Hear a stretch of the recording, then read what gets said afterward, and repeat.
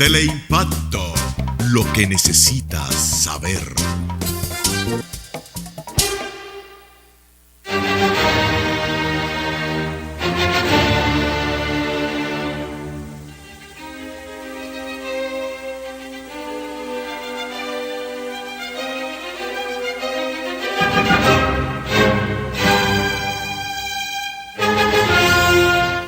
Saludos dominicanos en todo el territorio de la República. Les habla Luz de Payananita y hoy Agenda Nacional va a abordar en la forma en que lo requiere la crisis de la nación dominicana. Hemos traído al amigo Manuel Núñez porque viendo esta escena que se ha creado con ese haitiano que fue a Brasil con credencial de dominicano y se le ha dado toda esa fiesta que aparece en todos los periódicos.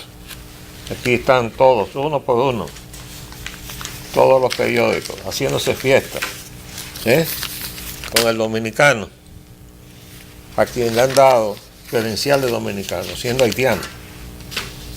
Ahora me vino a la mente el amigo Manuel Núñez, que es prolífico en su obra literaria por su primera obra, El ocaso de la nación dominicana. Yo creo que estamos en el ocaso de la nación dominicana.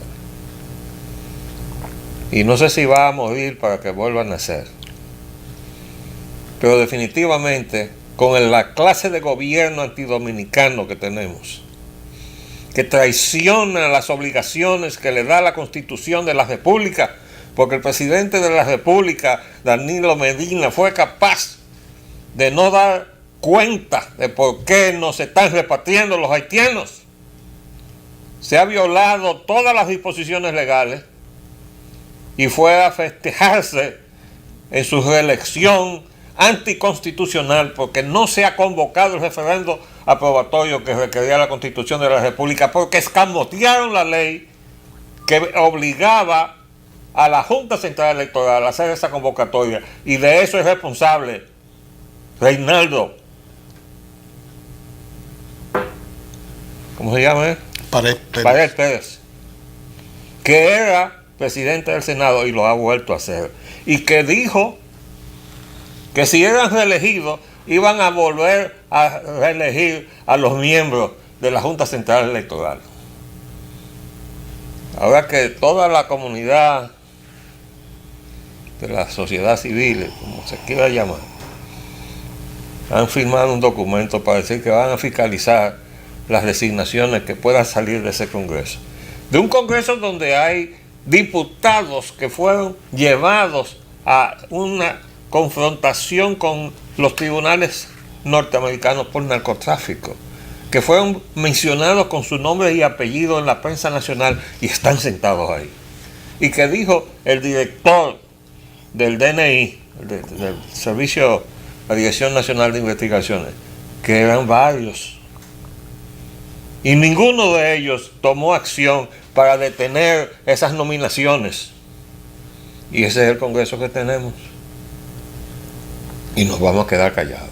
Pero ahora tenemos que festejar que un haitiano a quien se le dio indebidamente la credencial de dominicano, porque nos consiguió una medalla de bronce, nos vamos a vender por una medalla de bronce.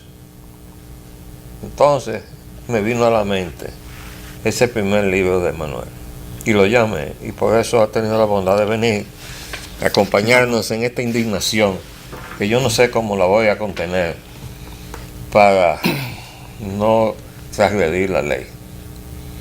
Pero todo lo que estoy diciendo, la Constitución me da el derecho a reclamarle al presidente de la República y a todos sus funcionarios las violaciones que están haciendo a sus obligaciones constitucionales. Ahora, si me quieren meter preso, que me metan preso, ¿verdad?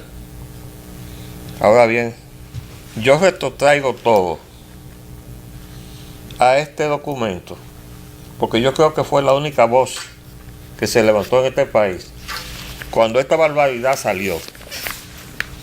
Junta Central Electoral Invitamos a todas las personas contenidas en este listado a pasar por las oficialías del Estado Civil que aparecen en esta relación, a recoger su acta de registro de inscripción que le acredita como dominicanos en virtud de la ley 169-14. Entonces usted se pone a leer aquí y se encuentra con muchísimos nombres que en un 99% son nombres haitianos.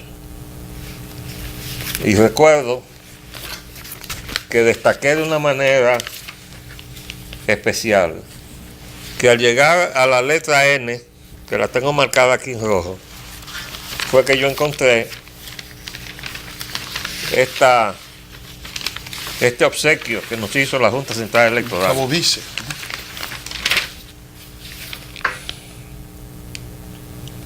San Pedro de Macorís, perdón, La Romana. Y aquí está el número 026 01 1931 00001 03. Nati Muerto. En La Romana también está la 026 01 1964 193 00100. Nati Muerto. Y Nati Muerto, y Nati Muerto.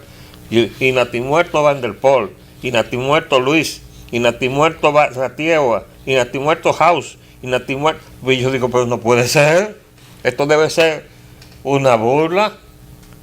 En un momento donde todos los organismos internacionales que están acosando a la República para ver si pifiamos en alguna forma, como lo han estado haciendo, se aparece la Junta Central Electoral con esta lista. Bueno, tuve la colaboración de la amiga, la doctora Gladys Félix de Los Hijos de Duarte, que le envió a la Junta Central Electoral una carta pidiéndole una explicación. Esta es la hora que no le han contestado. Entonces, yo quería decirle, bueno, le paso la palabra a Manuel Núñez. Yo traje aquí, Manuel, estos documentos que yo estoy seguro que tú conoces. Sí, sí. Peña Gómez, origen y nacimiento, la investigación genealógica. El primer pie fue José Francisco Peña Gómez.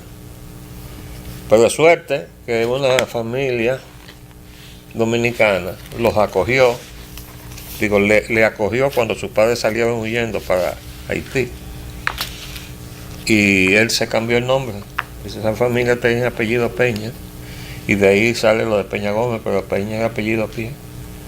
Pero estuvo a un punto de ser presidente de la República Dominicana. Imagínense ustedes que nosotros hubiéramos tenido un presidente dominicano, o de la República Dominicana, que se llamara Ogui Pie. ¿Qué le parece? Hemos estado caminando en el borde del precipicio, porque el proyecto de la fusión de los dos países en uno solo es de las grandes corporaciones que andan detrás de la riqueza de la isla. De manera que las Naciones Unidas, que desde 1949, y a sabiendas de que no se le da acta de nacimiento a ningún haitiano, y decretaba en su informe misión en Haití que había que sacar toda la sobrepoblación de Haití, familias enteras sin retorno. Imagínense ustedes para dónde iban. En el 49, no podían venir para acá porque todavía Trujillo estaba vivo, pero ya no lo está, y en la frontera está esta guardia de este gobierno. Manuel. Yo creo que es una situación sumamente preocupante por el hecho de que se han invertido los valores. Yo observaba, Polín, hace un par de meses, cuando se entregó el proyecto La Barquita, que es un proyecto demagógico, usted sabrá, es un proyecto con fines políticos, esencialmente no para resolver un problema social, ni tampoco se crea clase media entregándole a personas desempleadas apartamentos que no pueden mantener. Que eso iba a tener consecuencias negativas. La primera de ellas es que se trastocaban los valores, porque en la medida en que se le daba un apartamento a personas que eran ocupantes ilegales de tierra, gente que se mete en un sitio que no está apto para la vivienda. Se incentiva eso, es decir, cuando se lo entregan a 300 familias sus apartamentos, hay por lo menos 1 millón de personas que ya descubrieron el método de cómo conseguir un apartamento, que es mediante la mendicidad y ese tipo de cosas. Yo era partidario de que esos apartamentos se le entregasen a maestros con 20 años de ejercicio como una compensación al esfuerzo que han hecho por el engrandecimiento moral del país.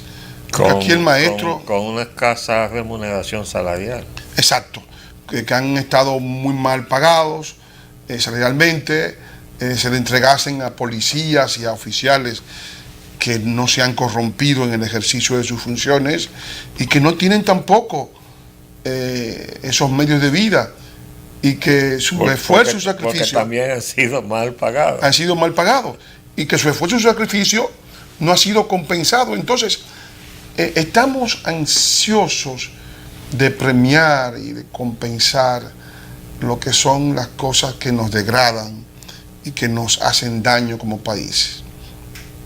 Aquí se ha hablado... Una pequeña intervención ahí. Yo sé que el proceso migratorio rural urbano es un fenómeno latinoamericano. Sí. Pero en el caso de la República Dominicana se produjo de una manera aguda por el desamparo en que se dejó al campesino dominicano, que vino a refugiarse entonces en las ciudades. En las ciudades. Así fue. Y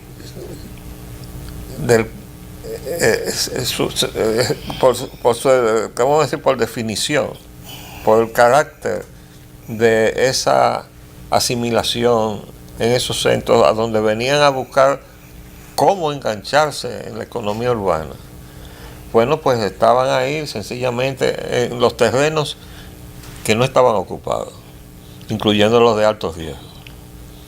Pero eso no quiere decir que el gobierno entonces, como tú muy bien enfocas, a la hora de hacer una inversión cuantiosa como la que ha hecho, sí, trate de premiar la miseria en una forma tal... Por el ejercicio de una cierta mendicidad, porque sí, entonces lo que se va a producir es un estímulo a que actitudes como esas se sientan premiadas, pero además no resuelve el problema. Pero que además,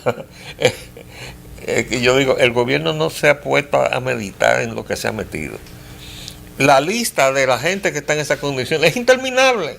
Es interminable. ¿Y dónde están los recursos para darle alojamiento en las condiciones en que se ha pretendido hacer, como tú dices, demagógicamente, a la gente de la barquita, a todos los que están en una condición semejante? Es que es una cosa absurda. No, pero además hay una cuestión. Es decir, yo no puedo crear clase media diciendo, bueno, tú no tienes trabajo, yo te voy a comprar un vehículo, te voy a regalar un apartamento, te voy a dar un bono luz y un bono gas, y ya tú eres de clase media. Porque eso no es financiable ni es lógico. Lo lógico es que yo, como gobierno, como Estado, y lo vemos en todos los países, lo lógico es que los gobiernos cuiden el empleo nacional. O sea que, porque las grandes crisis que hay en el mundo, que hay en Europa, son las crisis de la falta de empleo. ¿Y qué resulta? Que el empleo agrícola plenamente ha sido desnacionalizado, casi totalmente. Yo estuve de fin de semana en la zona de la línea fronteriza y allí hay una cantidad inmensa de agroindustrias, sobre todo el banano, en Villatrina, en Laguna Salada, y uno ve que no hay dominicanos trabajando, pero lo vemos en el turismo, lo vemos en la construcción, lo vemos en los servicios, lo vemos en los semáforos, lo vemos también en todo lo que son las labores de las ONG que están pagando a esos trabajadores por cuenta propia, que están apareciendo, fruteros, gente, todo eso pagado y financiado por estas ONG. Y violando el Código de Trabajo de la República Dominicana. Todo eso, si nosotros estamos exiliando al dominicano de los mecanismos de supervivencia, de los mecanismos del empleo, no podemos decir que lo estamos subiendo a la clase media, No, porque hombre, lo estamos privando. Pero, oye, pues, escúchame. Eso que dijo el presidente Medina ahí en el Congreso es sencillamente una mentira del tamaño de la catedral.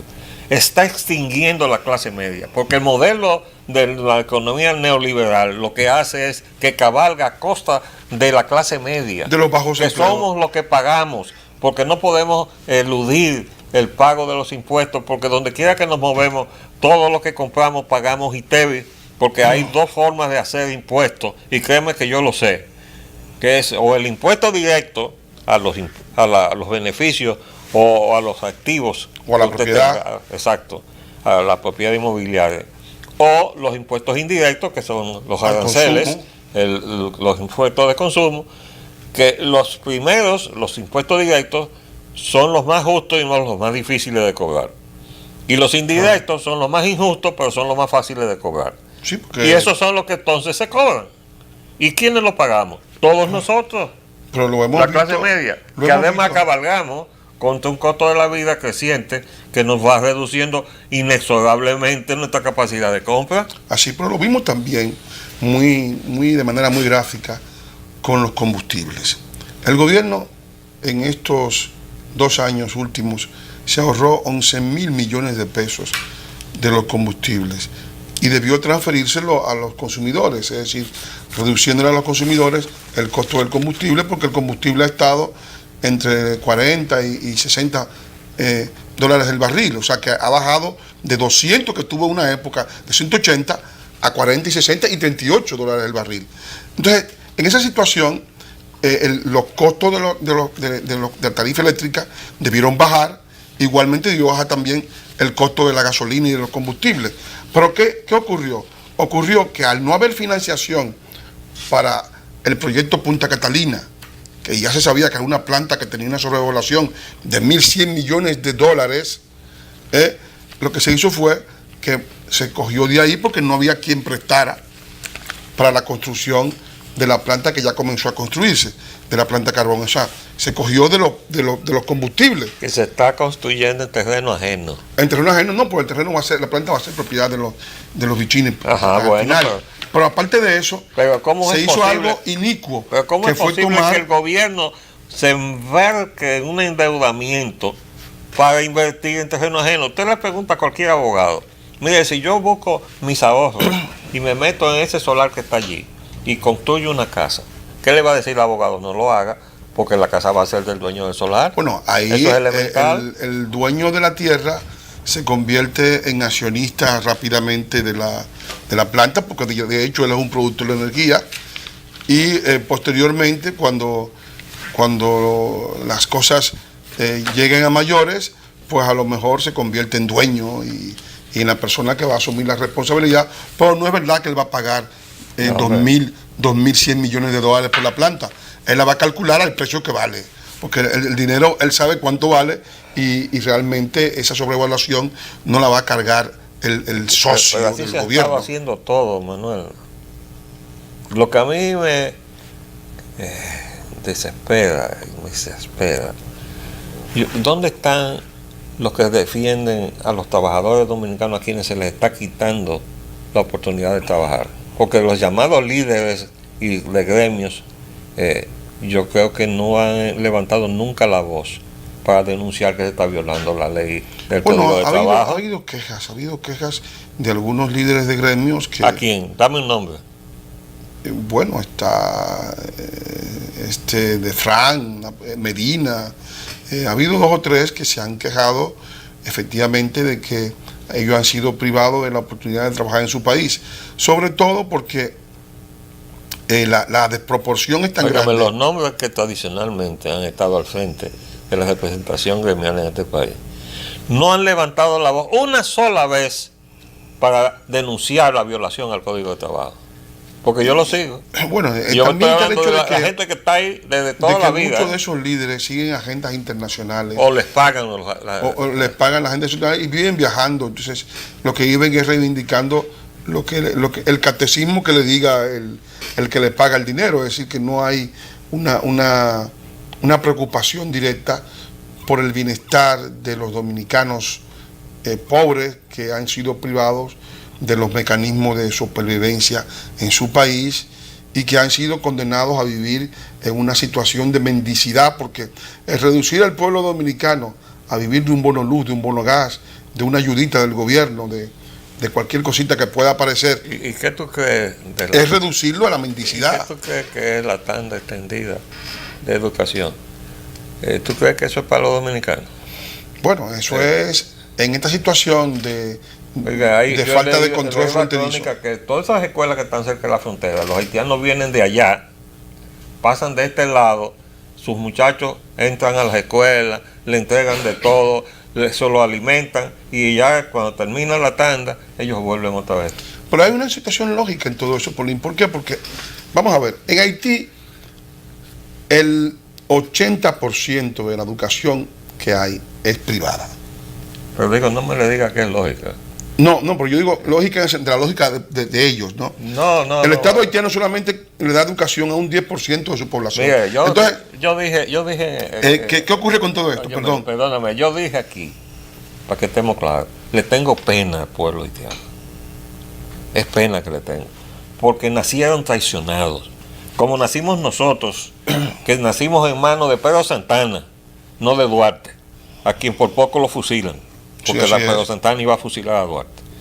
Entonces hemos venido dando tropezones, pero hemos tenido, por mano del destino, mejor suerte que el pueblo haitiano. Y ese pueblo haitiano no tiene ni siquiera acta de nacimiento, por Dios. De modo que ahí no se ha podido hacer nunca unas elecciones. Porque si no hay acta de nacimiento, no puede haber padrón electoral. Sí, no hay Estado civil. Y entonces, claro que lo que se hace allí es una farsa.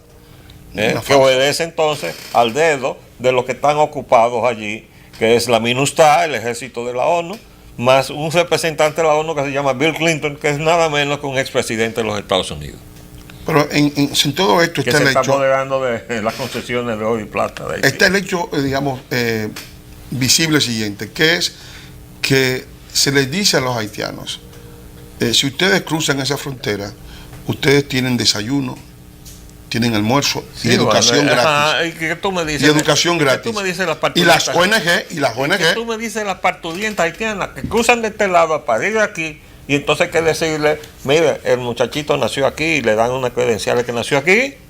Sí, no, pero el propio presidente de la República, cuando estaba en La Habana, dijo que las parturientas haitianas cruzaban a la República Dominicana porque la República Dominicana era gratis. Ajá. Y la nacionalidad dominicana es gratis también. Pues esa era la otra consecuencia, porque todo esto está el hecho de que se ha perdido de vista de cuál es la función del gobierno dominicano, si es crear empleo, bienestar para otro país o crearlo para los dominicanos. Yo pienso que es una cosa que no está muy clara y que es una visión política Manuel, este año internacional. este año nació el día 1 de enero con una denuncia que realmente sacudió a todo el mundo. Ahí hay un conglomerado de quizás 70,000 fieles evangélicos. Sí, Se denuncia la fusión de los dos países, sí, así es. ¿verdad? Lo hace el pastor Sí. Ezequiel Molina. Sí. Bueno, y a partir de ese momento yo dije, bueno, eso es el tema obligado del proceso electoral dominicano. No se mencionó una sola vez.